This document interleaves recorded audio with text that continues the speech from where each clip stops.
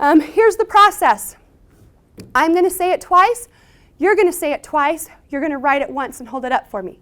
So I'm going to say it twice. You're going to say it back twice. You're going to write it once and hold it up. How many times am I going to say it? Twice. How many times are you going to say it? Twice. How many times are you going to write it? Okay. So what I just did is also called a feedback loop that helps with working memory issues. You just have them kind of feed back to you parts of the information.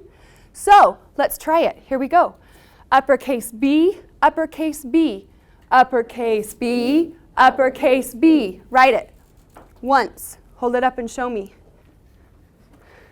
Lowercase f, lowercase f, lowercase f, lowercase f. Okay, hold it up and show me. Now, this is my favorite, and I see this with teachers too. Awesome. Here we go. Every time I have you guys say it back to me, I have some of you that are like, oh my gosh, this is so stupid. Why am I saying this back?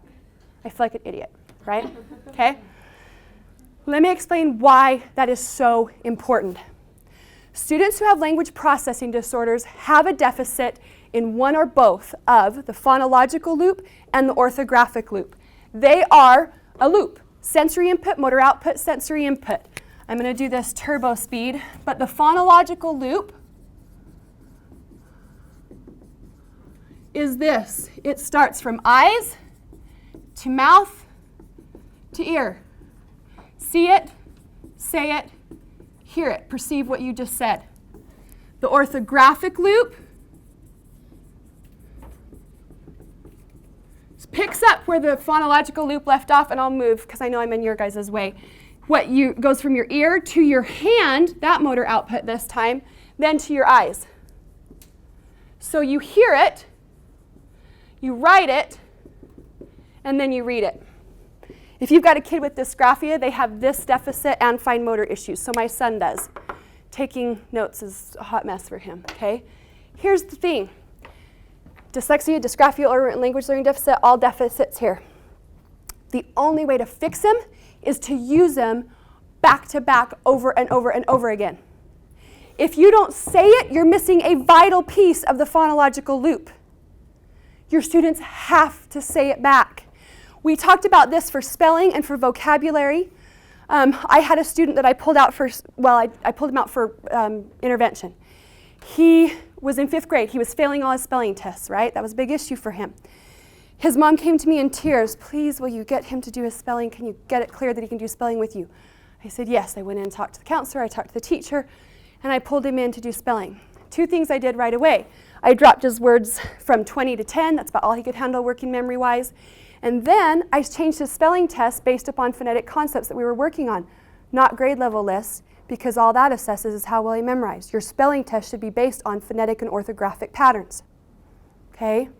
So I did those 2 things. He got about half right. He was very bright, so he knew that technically he was still failing. We did that about 2 or 3 weeks.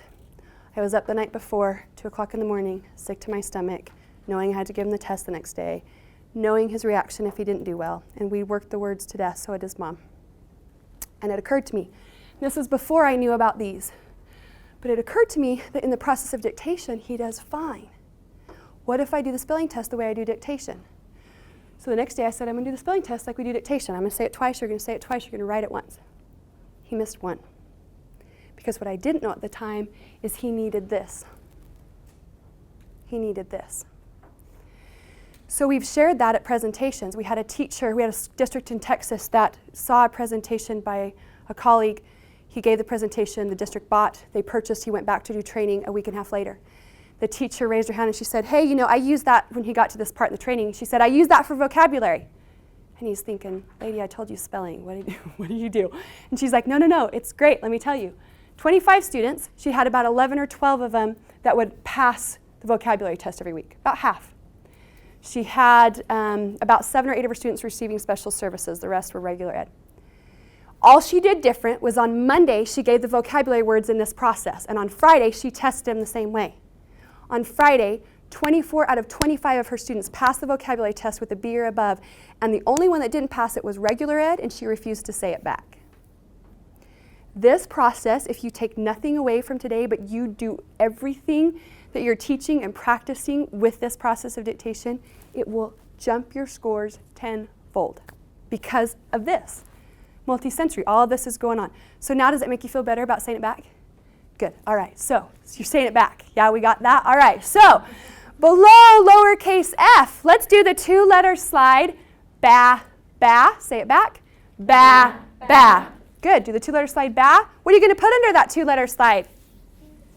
An arrow. Good, hold it up and show me when you think you've got it. So in that time, you heard it, you said it, you wrote it, and you dang well read it again because you didn't want to be embarrassed and hold it up wrong, right? All right, let's do the next slide. Are you ready? The 2-letter slide, fa, fa. Say it back. Fa, fa. What is A's, sweetheart, you are not the only one who did this. What is A's sound? Ah. What would this slide, don't erase. Put your sock puppet away. What would this slide actually say? Fa. What did I want? Fa. What vowel says ah? I do this one on purpose for teachers because you don't realize you went on automatic pilot. Do, re, mi, fa, father, fawn, right? But so often our students think you thought you wrote what I said. But until I point out to you, if you ever go up to a student and say, oh, it should be an O, change it, you just totally blew teaching right there. Do not tell them what don't just fix it for them. They have to be cognizant of what they did. I want her to see what she actually wrote. What did you actually write? What does A's sound, what is it? Ah, so what did you write? Fa, what did I want? Fa, please write, if you did this, which I think was almost all of you, write F-O next to it, to the side.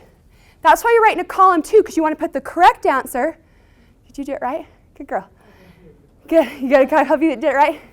And it's not right or wrong, it's just your perception right there, okay? So this is a vital part of learning, is teaching them to look at what they actually put down, yeah? So now I want her to compare. What is this one? Fa.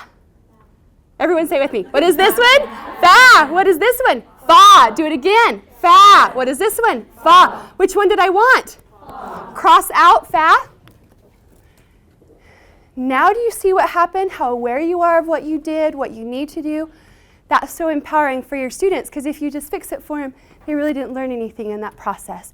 And I know sometimes that comes from like you're hurrying and you're trying to fix stuff, but taking the time to do that is probably the most valuable time you can spend to help them become aware of that. All right, because if I give you this word, y'all would have aced it. Let's do the real word, fog. Fog, fog, fog. There was a thick fog when I drove into work today. Now, what do you put under the vowel?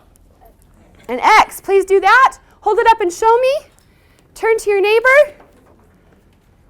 Good. Okay. You could do things like erase the letter that says B. So I could do phonemic awareness. I could do erase in alphabetical order. Lots of things you can do for erasing. Word that sounds like, or vocabulary. So the erasing can be as much of the learning as the writing down. Go ahead and just erase your board.